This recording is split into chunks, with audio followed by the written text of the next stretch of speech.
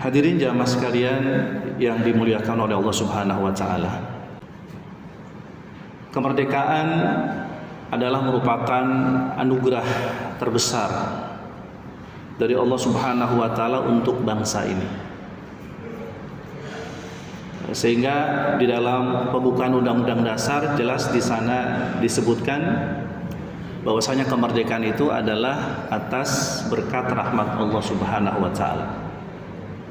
Kemudian diiringi dengan perjuangan, dengan jihad. Jihad melawan segala macam bentuk penindasan, segala macam bentuk penjajahan.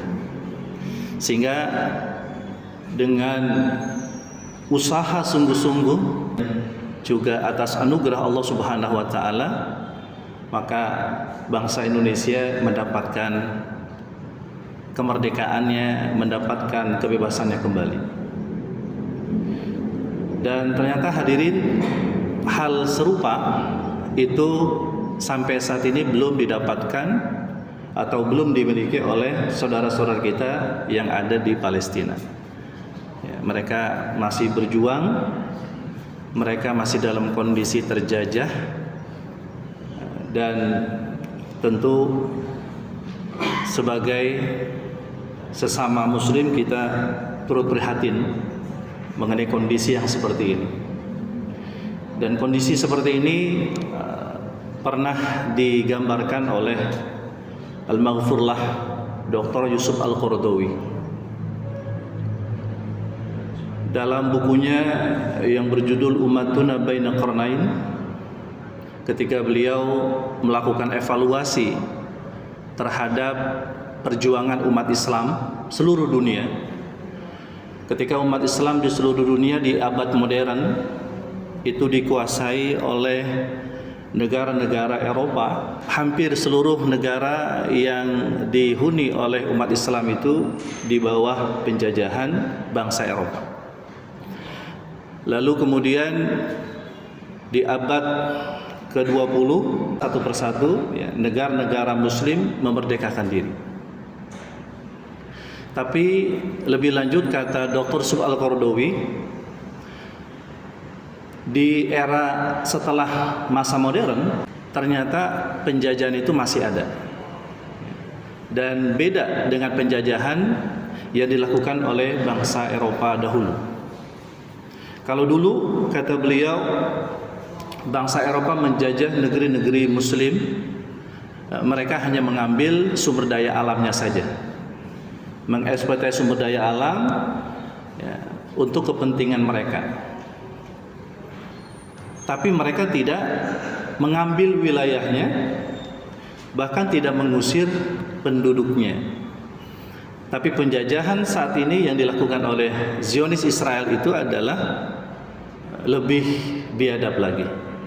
Tidak hanya mendiami wilayah, tidak hanya mencaplok wilayahnya, bahkan mengusir penduduknya. Para jamaah sekalian yang dirahmati Allah Subhanahu wa taala, dalam bahasa Arab kata kemerdekaan kalau kita lihat dalam kamus itu ada dua. Yang pertama itu adalah al-istiqlal. Kemudian yang kedua adalah al-hurriyah. Ada lagi istilah yang lain yang digunakan seperti kata kharaja, ya, artinya keluar. Ya. Jadi ketika manusia itu keluar dari kegelapan menuju cahaya, maka dia sesungguhnya adalah secara hakikat dia merdeka. Ketika sebelumnya dikekang, ketika sebelumnya dia dipenjara, lalu kemudian dia bisa keluar bebas, maka berarti dia sudah terbebas gitu. Allah berfirman misalnya dalam surah At-Talaq, kata Allah, "Wa may yattaqillaha yaj'al lahu makhraja." Siapa saja yang bertakwa kepada Allah, Allah akan kasih jalan keluar gitu. Jadi kita bisa mengatakan siapa saja yang dia bertakwa kepada Allah, maka Allah akan kasih dia jalan kemerdekaan, jalan kebebasan, jalan yang dia sudah tidak terkekang lagi atau dia keluar dari berbagai macam persoalan dalam hidup. Tapi memang hadirin, istilah al-hurriyah atau istiqlal itu tidak kita temukan di dalam Al-Quran. Ya. Tapi meskipun Al-Quran itu tidak menyebut kata tersebut, maka Al-Quran itu justru di antara ajaran intinya adalah membebaskan manusia dari berbagai macam bentuk perbudakan. Dan ajaran Islam adalah ajaran yang memerdekakan. Sehingga kita bisa merujuk kepada salah satu firman Allah Subhanahu wa taala ketika berbicara tentang kemerdekaan, ketika berbicara tentang kebebasan, yaitu Allah berfirman di dalam surah Al-Isra ayat 70. Kata Allah, "Walaqad karamna bani Adam." Sungguh kata Allah, kami telah memuliakan. Jadi Allah tidak hanya memberikan kebebasan, kemerdekaan kepada manusia, tapi Allah memberikan kemuliaan kepada manusia. Kami kata Allah telah memuliakan seluruh keturunan Nabi Adam. Lalu kemudian Allah juga berikan kepada manusia itu apa? Wa hamalnahum fil barri wal bahr. Kami angkut mereka di daratan dan di lautan. Allah berikan petunjuk agar manusia itu di lautan mereka bisa membuat bahtera. Disitulah kemudian mereka bisa mendapatkan kehidupan. Dan di laut itu juga Allah Subhanahu wa taala berikan rezeki yang berlimpah melalui banyaknya binatang-binatang yang di laut yang halal dimakan. Al-hillu dihalalkan oleh Allah, maitat, bangkainya. Kemudian di daratan Allah juga kasih petunjuk kepada manusia untuk membuat berbagai macam alat transportasi, sehingga manusia itu di daratan dia bisa hidup, di lautan juga dia bisa hidup. Wa hamalnahum fil barri wal bahri. Lalu kemudian warzaqnahum minat thayyibat. Allah berikan kepada manusia itu rezeki dari yang baik-baik. Di laut dikasih rezeki yang baik-baik, di daratan juga Allah kasih rezeki yang berlimpah, yang baik-baik. Tidak hanya sampai di situ hadirin, Allah juga muliakan manusia itu dengan apa? Dengan menempatkan manusia itu kedudukannya tinggi dibandingkan dengan makhluk-makhluk ciptaan yang lain. Wa faddalnahum 'ala katsirin mimman khalaqna tafdila. Dan kami ciptakan manusia kata Allah, dan kami beri kedudukannya itu lebih tinggi, lebih terhormat dibandingkan dengan makhluk-makhluk ciptaan Allah yang lain. Bahkan Allah memuliakan manusia itu juga dari makhluk suci yang disebut malaikat. Makanya hadirin, ketika malaikat bertanya kepada Allah, ataj'alu may yufsidu fiha wa yasfiku dima. Ya Allah, Engkau akan jadikan manusia-manusia yang mereka akan melakukan kerusakan di muka bumi ini dan pertumpahan darah. Jadi malaikat itu sudah memprediksi bahwasanya manusia itu di bumi ini melakukan kerusakan dan pertumpahan darah. Lalu Allah bantah. Allah katakan apa? Inni a'lamu ma la ta'lamun. Ya, sungguh aku kata Allah lebih mengetahui dari apa-apa yang tidak engkau ketahui. Lalu kemudian Allah mengajarkan Nabi Adam berbagai macam konsep-konsep. Wa 'allama Adam al-asma'a kullaha. Setelah Allah sudah ajarkan Nabi Adam, lalu Allah panggil malaikat. Allah ingin uji kehebatan malaikat dari sisi keilmuan dengan Nabi Adam. Tsumma 'aradahum 'alal malaikati. Faqala anbi'uni bi asma'iha.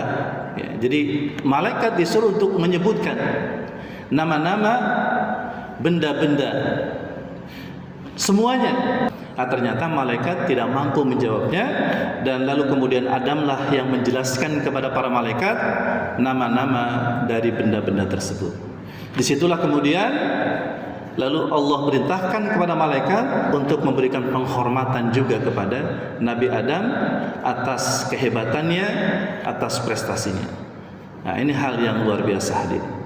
Nah, sehingga memang ketika Allah Subhanahu wa taala memberikan penghormatan, memberikan kemuliaan kepada manusia, maka memang ketika manusia sudah hidup di bumi ini beranak pinak, ya, karena di dalam diri manusia itu ada hawa nafsu, maka timbullah apa yang disebut dengan penjajahan. Ketika satu individu merasa dia lebih hebat, dia lebih baik, dia lebih kuat daripada yang lain, maka cenderung sudah pasti dia akan melakukan penindasan, dia akan melakukan eksploitasi. Dan orang-orang seperti ini belajarnya dari iblis. Karena iblis pada saat malaikat diperintahkan untuk memberikan penghormatan kepada Adam, para malaikat itu mau melakukannya, ternyata iblis tidak mau melakukannya. Aba wastakbar. Kenapa mereka nolak? Karena mereka punya dalam dirinya sifat kesombongan. Ana khairu minhu, kata mereka. Aku, ya, kata iblis, lebih baik daripada Adam. Adam diciptakan dari tanah, aku diciptakan dari api. Api lebih hebat dari tanah. Nah, ini asal mulanya. Asal mulanya akhirnya kemudian penindasan atau penjajahan itu dimulai. Nah, kalau kita lihat hadirin, dalam bahasa Arab, kita lihat dalam kamus itu, penjajahan itu diartikan dengan al-istimar. Ini sebenarnya adalah satu kosakata yang memang perlu dikaji lagi, gitu. Karena arti al-istimar itu adalah pemakmuran, memberikan pemakmuran. Kenapa dia diterjemahkan dengan penjajahan? Padahal yang namanya menjajah itu merusak. Al-istimar itu kan memberikan pemakmuran, memberikan kebaikan. Tapi kalau kita lihat dalam kamus, ternyata penjajahan itu diartikan dengan al-istimar. Ya, artinya pemakmuran. Ya. Tapi kalau kita lihat dalam konsep Islam, ternyata ketika umat Islam memasuki sebuah negeri, maka memang tidak ada penjajahan di sana. Yang ada justru adalah pemakmuran. Seperti halnya yang dilakukan dulu oleh Nabi Sulaiman terhadap Ratu Balqis.